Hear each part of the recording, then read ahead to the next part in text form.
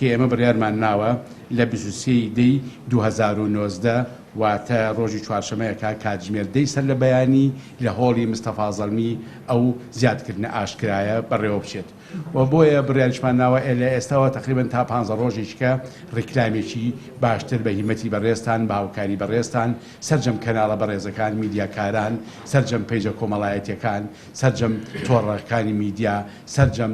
ئەوانەی کە لە بواری میدیای دەنگی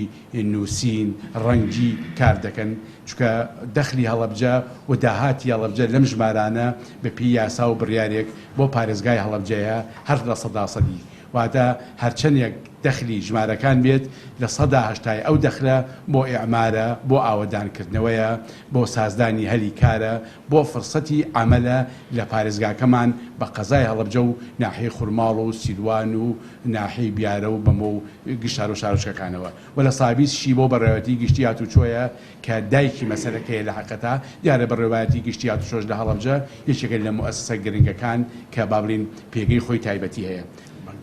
لە سبەینەوە ئەو هاوڵاتیانەی کە ئارەزومەندن ئەتوانن بڕۆن لە سلێمانی ئەوانەی کە تابلۆی سلێمانیان هەیە